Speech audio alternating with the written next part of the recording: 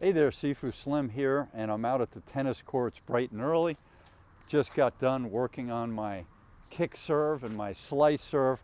Pretty cool stuff, working on some new practice drills, and there you have it. So there's all kinds of wonderful sports. We've got basketball and soccer, some rackets to use, junior, adult, etc. And I've got three athletes, top of their game. Rafael Nadal from Spain, Mallorca, Palma de Mallorca. Michael Jordan went to University of North Carolina, played for the Chicago Bulls, a few Olympic teams. And Serena Williams, who started out in Compton, I believe, in Los Angeles, and then moved on from there. So I wanted to talk to you about these athletes and then the new Michael Jordan of tennis, Nick Kyrgios. Now, he's not the first person with those incredible athletic and streaky abilities. Streaky means that you pull off like miracle shots out of nowhere, and then maybe you go into a lull for a little bit after that. So there's a German player with the dreadlocks whose name escapes me right now, and there's Gael Monfils from France. Those are two people who come to mind with incredible athletic ability, physical ability, etc. You know, John McEnroe had the kinetic chain and had the skills, but he wasn't jumping up to the point of, you know, slam dunking basketballs on the tennis court. So that's what these other people have. So what I want to suggest to you is that Michael Jordan did not have to play 4 and 5 hour basketball games.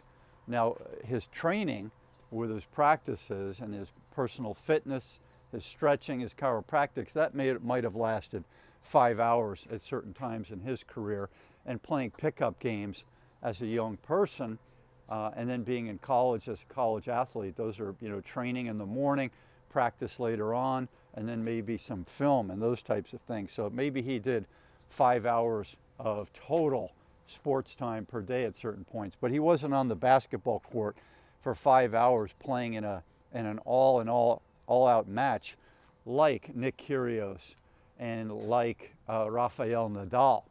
Just to give you an example, Rafael Nadal, when he played Federer in a match, and it might have been the French Open, but it was a long match over 4 hours.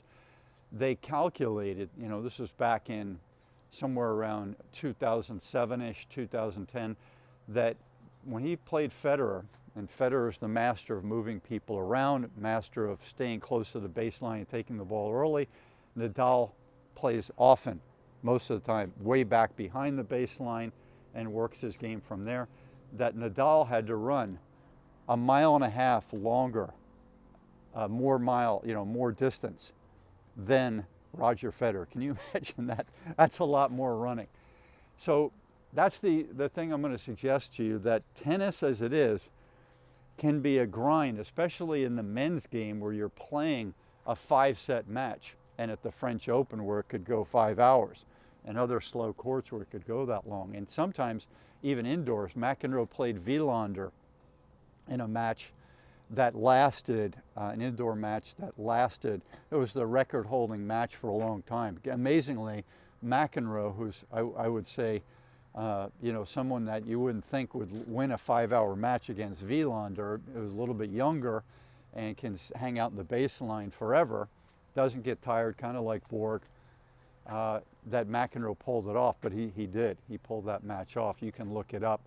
I would guess it would be circa 1987, 1989, somewhere in there. Look, that longest match at the time, McEnroe-Wielander.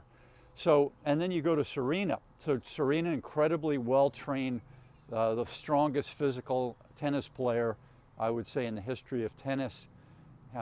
Practices with a male player who was a top player at the University of Virginia, who is an incredible athlete and really hits the ball hard, serves hard, etc.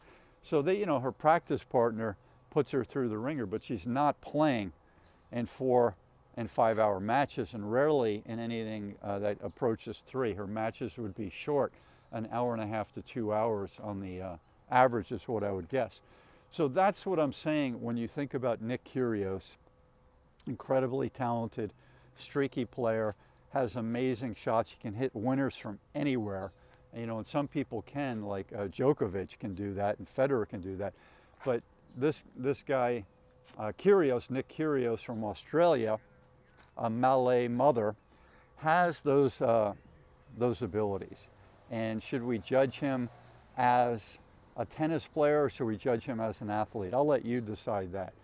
I'm going to say that if you judge him more as an athlete that's forced to play these 4 and 5 set matches that can go very long, how many people, Michael Jordan couldn't do it, Serena Williams hasn't had to do it, how many people could do that, keep their focus with almost no breaks? You have a break on the odd games in tennis, but you don't, you can't take, like in golf, after 9 holes, or you can get a sandwich or something and hang out and certain things, not in most golf tournaments, but for 10 minutes, 20 minutes and take a break. If in the old days when I played, when it was less monetarily,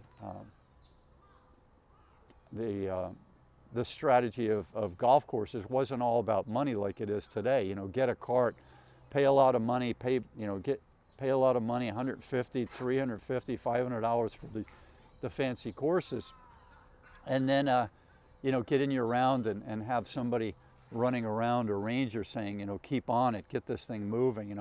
It's all about money, and then somebody coming by and and selling you food and drinks, and then the restaurant afterwards, and then all this expensive $150 shirts and jackets in the golf shop. One golf club can cost you $1,000, these high-tech golf clubs. So what I'm suggesting is we've gone a little bit far in trying to appeal to the crowds. Why do these men have to play these 5-set matches? In McEnroe's book, if you look it up, on the last page of his book, he talks about what he would do to change tennis. And one of the things he suggests is that you put no ad, which means you don't have these long ads, advantage, deuce, advantage out, etc. You don't have that when it comes to anything over a certain period of time. You'll have to look that up. I can't remember exactly how he does it, but it's to shorten the game, shorten the match. And I'm all in favor of that because, back to Jordan, you have a 2-hour total time of play, counting the halftime and the warm-ups in the beginning, 2 hours of on-court time, and you can take a timeout, and you can also be replaced by another player. I mean, these people were playing, if they get to the finals of the NBA, they're playing over, I think it's over 100 games if they go to the best of 7 series.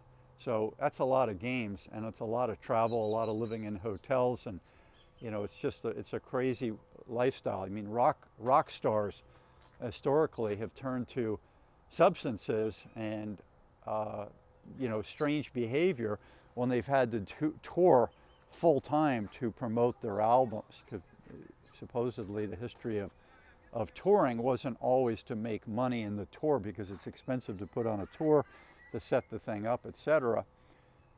It's to sell those albums. That's where the money was. But maybe at $150. I don't remember how much the Michael Jackson concerts were in 2009 when he passed away. That big "This Is It" tour. Maybe those tickets were to make a profit. I don't know. But those are some of my thoughts on athletes, Kyrgios, overdoing it, and trying to get some more balance in the life of an athlete. So they're your thoughts. They're my thoughts. I'm open for your thoughts. Please leave your fun and respectful comments below, and check out my books via my website at Sifu, S-I-F-U, slim.com. I'm the author of a few books.